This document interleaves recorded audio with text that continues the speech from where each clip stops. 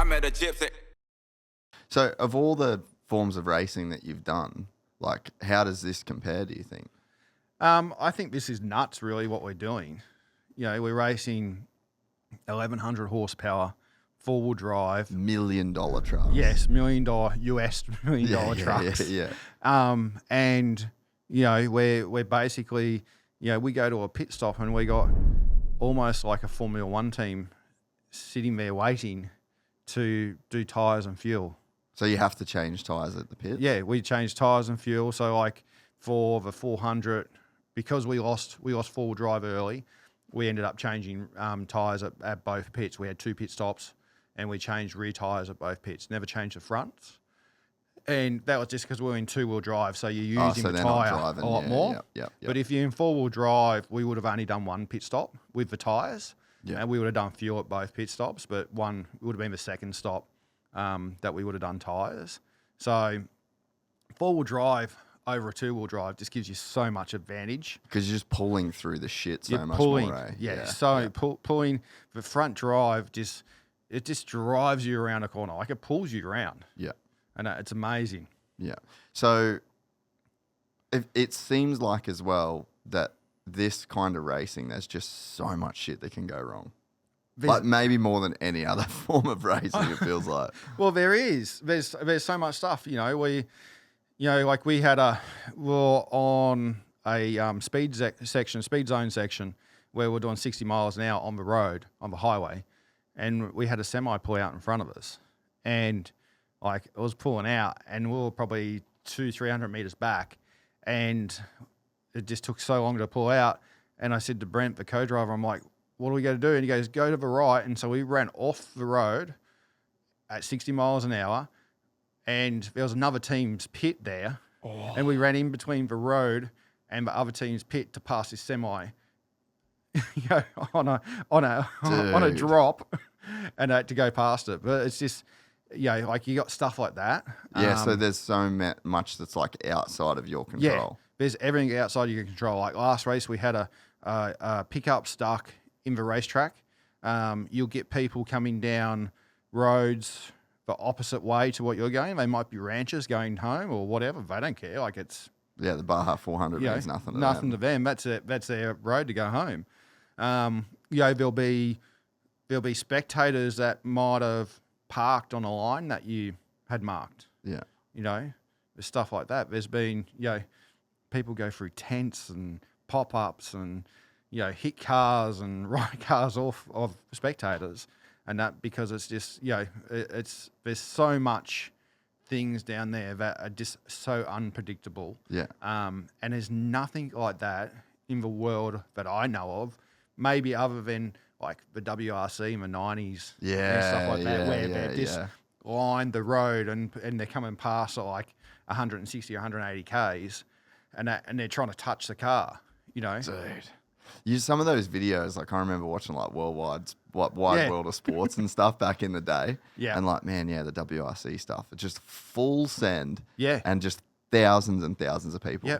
And then, you know, you look at it, you know, all the different aspects of what they did with the snow and gravel, Africa and asphalt, everything like that. You know, it's so nuts, and we get so much different terrain down there, where you might be on a fast gravel road doing 120 mile an hour, in these things. You know, like they're basically 4 ton of car, and you're doing 120, but then you could be doing 100 mile an hour over, 3 or 4 foot whoops.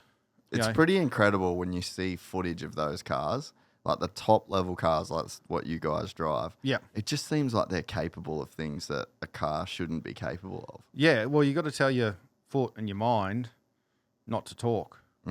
Because you see, that's the best way to say it. Your foot and your mind not to talk. Because, well, you too. Yeah, don't talk. Don't go anywhere near each other. No, don't hang out at night time. But you know what I mean? Like it's like you're telling yourself, your eyes are seeing it and you know what it can do, but you're telling yourself you shouldn't probably be doing that. Yeah. But you just keep, if the harder you hit stuff, the better it is. The smoother it is.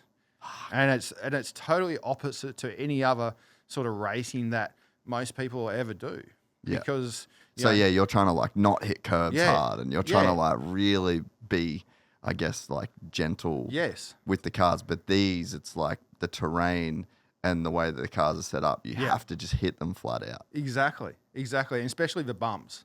The quicker you hit them and get on top, it's like on a supercross or a motocross bike. You know, top of the bumps, you skim across the top. Same in a car. So one thing that I think speaks volumes of how hard the sport is how long it took Bryce Menzies to win the 1,000. Yes. I think right there is like, that's all you need to know about how tough this sport is. Oh, exactly. And it wasn't from them not spending money, not like, doing the prep. You know, they're spending, you know, you hear figures what they're spending, and it's anywhere from $3 to $5 million US a year to go and do 4 races. You know, it's a lot of money. It's a fair bit of money. Yeah. You know? Yeah. So you have a guy like that that's just spent years and years and years doing it. Yeah. And it took them until, what was it, last year, right? Last year they won, and I think it was like 9 years or 10 years, something like that. It was ridiculous amount of time that it was that he'd been doing it for and hadn't won. And the level that he's at and the team's at. Yeah, exactly. And, you know, he's... You know, there's probably Bryce Menzies who is right there at the top of the drive, like in capability of being able to drive. You know, you have guys like Luke McMillan, and then you got the Mexicans, and Plutia and Tavo. You know, and then you look at those guys of the level that they've done and the amount of experience that they've had down there. They've basically grown up racing down there, and racing these trucks. And you know, I think like Toby only started.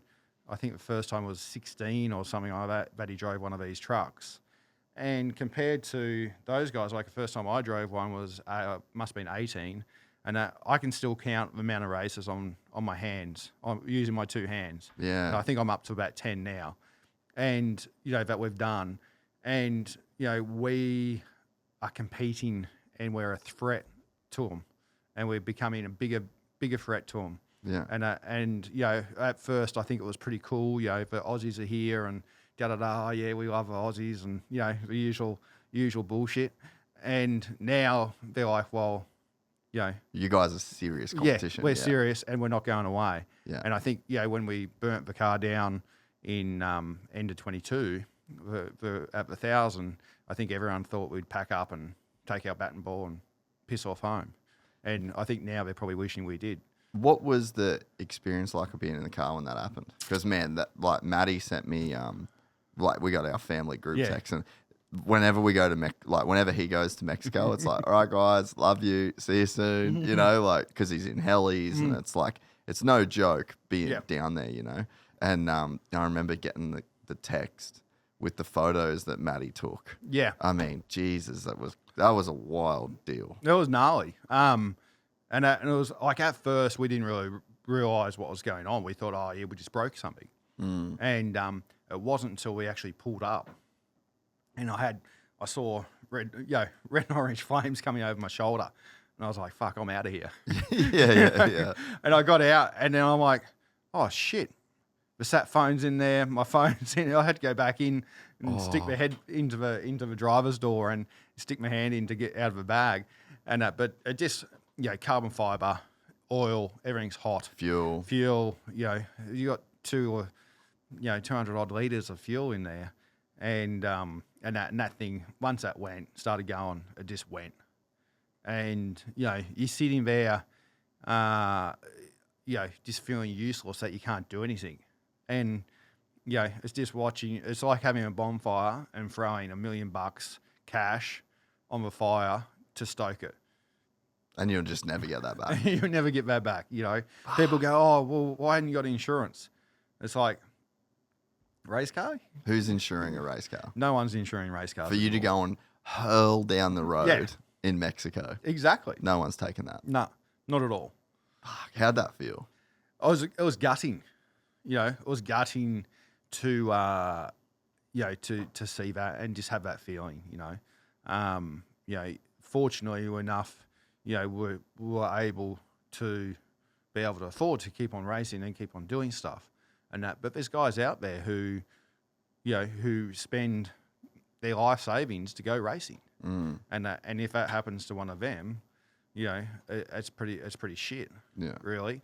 So fortunately we're on the other foot where we could keep on going, and that. So, but it still doesn't matter. It's still guts every time, that you, not so much now that you see it, but that it's happened and everything like that, and the way it happened, and you would have a feeling of still feeling like you've got a lot to prove in the sport too.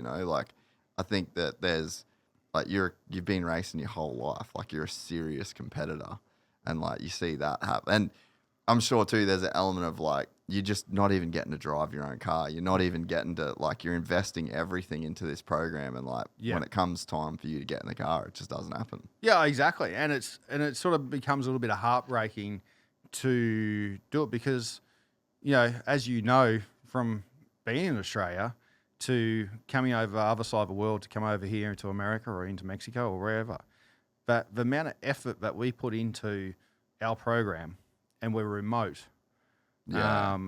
Versus everyone else who's here, and that they can go and test cars, they can go and do this, they can go and do all that stuff. You guys just have such a short window every time, and it's just a full send. And we turn up, we'll turn up, we basically have a day, have a race shop, we go testing, we'll do 40 miles on the car, so we'll do a lap each, 20 miles each, and then we go to Mexico pre-running.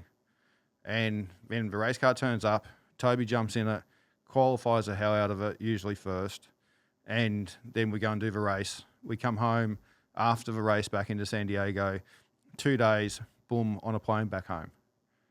And we're 2.5 weeks. It's a hectic schedule, eh? And it's just bang, bang, bang, bang. And trying to compete at the top level. Yeah, and we're trying to compete at the top level. And, there's a team of basically 6 of us. If you take Toby and I out of it, there's probably a team of 6 of us. If you enjoyed this content, please like and subscribe. And to listen to the full 3-hour podcast, search Gypsy Tales in your favorite podcast platform or click the link in the description below. Gypsy Gang.